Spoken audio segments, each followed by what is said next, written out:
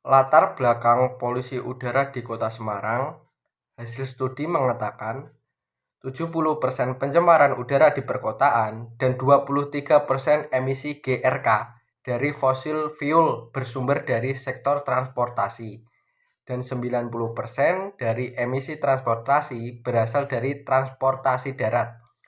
Hal ini tidaklah mengherankan mengingat pertumbuhan kendaraan bermotor per tahun sebanyak 9 juta per unit per tahun, termasuk sepeda motor 7,8 unit per tahun. Dampak pencemaran udara tersebut sangat mempengaruhi kesehatan manusia, antara lain fungsi organ, otak, perut, mata, tenggorokan, paru-paru, jantung, bahkan sistem reproduksi. Masalah polusi udara juga diatur dalam Undang-Undang Nomor 30 Tahun 2009 tentang Perlindungan dan Pengelolaan Lingkungan Hidup, serta juga terdapat dalam Peraturan Pemerintah Nomor 41 Tahun 1999 tentang pengendalian pencemaran udara yang isinya sebagai berikut. Pencemaran udara adalah masuknya atau dimasukkannya suatu zat, energi, atau komponen lain dalam udara ambien atau kegiatan manusia, sehingga mutu udara ambien turun sampai tingkat tertentu yang menyebabkan udara ambien tidak dapat memenuhi fungsinya. Terima kasih. Ada dua pertanyaan yang mau saya tanyakan. Pertanyaan pertama, apakah polusi udara merupakan masalah yang sangat sering terjadi di Kota Semarang? Pertanyaan kedua, lalu aturan apa yang dibuat pemerintah untuk mengatasi masalah polusi udara di Kota Semarang dan bagaimana solusinya? Terima kasih.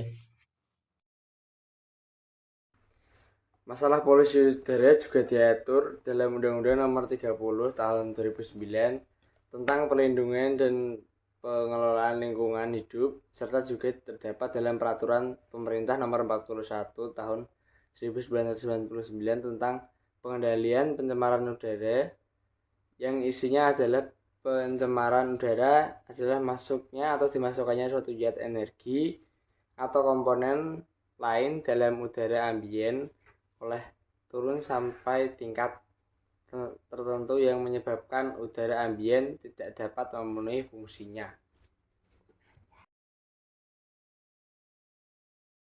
Hal-hal yang bisa kita terapkan untuk polusi udara makin hari makin parah adalah pertama nih, kurangi penggunaan bahan yang sulit terurai seperti plastik, kaleng, kaca, dan lain-lain.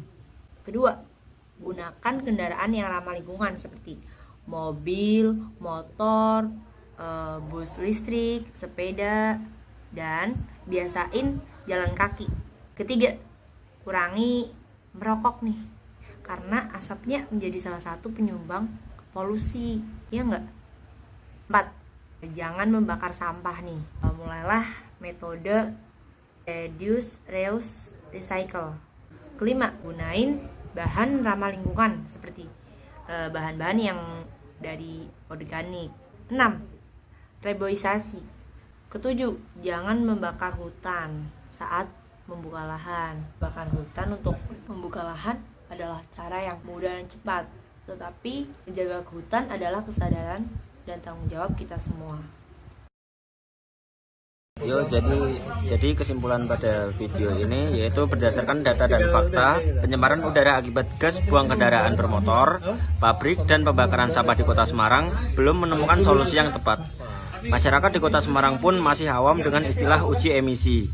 Tidak tepatnya pengelolaan pembuangan asap pabrik, jumlah kendaraan bermotor, dan pembakaran sampah sembarangan menyebabkan tingkat pencemaran di Kota Semarang semakin meninggi. Pemerintah sudah mengeluarkan aturan tentang masalah pengendalian terhadap pencemaran polusi udara. Namun, aturan tersebut belum dapat terjalankan dengan baik. Karena jika aturan tidak didukung dengan kesadaran masyarakat, maka sama saja aturan itu tidak berjalan sesuai isinya. Jadi, cara pencegahannya semua itu berawal dari kesadaran masyarakat itu sendiri. Dengan cara mengurangi bahan yang sulit teruraikan, mendaur ulang sampah, menggunakan kendaraan yang ramah lingkungan, menanam pohon, dan lain sebagainya. Sekian, terima kasih.